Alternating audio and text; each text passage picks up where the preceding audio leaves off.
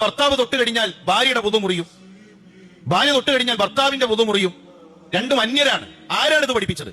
ഒരു മുജാഹിദ് നേതാവിന്റെ പ്രസംഗത്തിന്റെ ഒരു ക്ലിപ്പാണ് നിങ്ങൾ ഇപ്പൊ കേട്ടത്. ഭാര്യ ഭർത്താക്കന്മാർ പരസ്പരം തൊട്ടാൽ വുദു മുറിയില്ല എന്നാണ് അദ്ദേഹം വാദിക്കുന്നത്. ആരാണ് മുറിയുമെന്ന് പഠിപ്പിച്ചത് എന്നൊരു ചോദ്യം കൂടി അദ്ദേഹം ചോദിക്കുന്നുണ്ട്. പഠിപ്പിച്ച ആളുടെ പേര് ഞങ്ങളെല്ലാം ഇമാമായ മഹാനായ ഇമാമുന ഷാഫിഈ തങ്ങളാണ്. ഫത്തുൽ മുഈൻ അടക്കമുള്ള ധാരാളം ഫിഖ്ഹിന്റെ ഗ്രന്ഥങ്ങളിൽ ഇത് വ്യക്തമായി പഠിപ്പിക്കുന്നുമുണ്ട്. ഒരു ചോദ്യം താങ്കളോട് ഞാൻ അങ്ങോട്ടൊന്ന് ചോദിക്കട്ടെ. വിവാഹം കഴിക്കാൻ എന്താണ് മാനദണ്ഡം?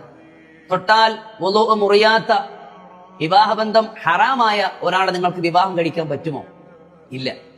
തൊട്ടാൽ വുദു മുറിയാത്ത എന്റെ ഉമ്മയെ പോലെ, അതുപോലെ സഹോദരിമാരെ പോലെ, ഇസ്ലാം ചില പ്രത്യേക കാറ്റഗറിയിൽപ്പെട്ട വിവാഹബന്ധം ഹറാമാക്കിയ രക്തബന്ധത്തിലുള്ളവരെ നമുക്ക് വിവാഹം കഴിക്കാൻ അനുവദനീയമല്ല.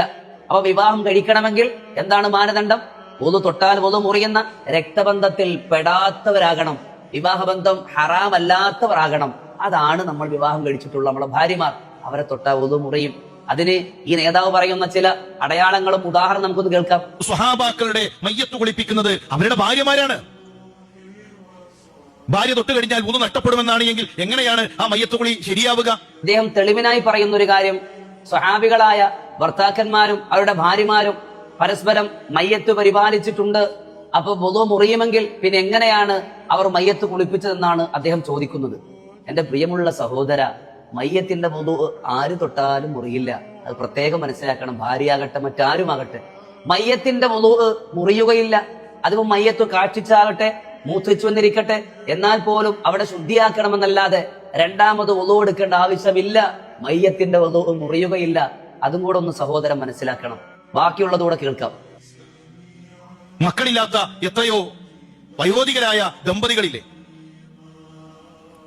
ഭർത്താക്കന്മാരായിരിക്കും, അവര് രോഗികളായി പല വാർദ്ധക്യത്തിലെത്തിയ ആളുകൾ ഉണ്ടാകും. അവരുടെ ഭാര്യമാരാണ് അവർക്ക് വുദു ചെയ്തു കൊടുക്കുന്നത്.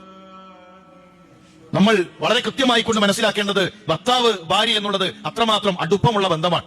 ഇനി അദ്ദേഹം പറയുന്ന അടുത്തൊരു കാര്യം, ഭാര്യയ്ക്ക് ഭർത്താവ് വാർദ്ധക്യത്തിന്റെ സമയത്തിൽ ചിലപ്പോൾ വുദു എടുത്തു കൊടുക്കേണ്ടി വരും, പല പരിപാലനവും നടത്തേണ്ടി വരും. അപ്പോൾ എങ്ങനെ സാധിക്കുമെന്നാണ് അദ്ദേഹത്തിന്റെ മൂന്നാമത്തെ ചോദ്യം.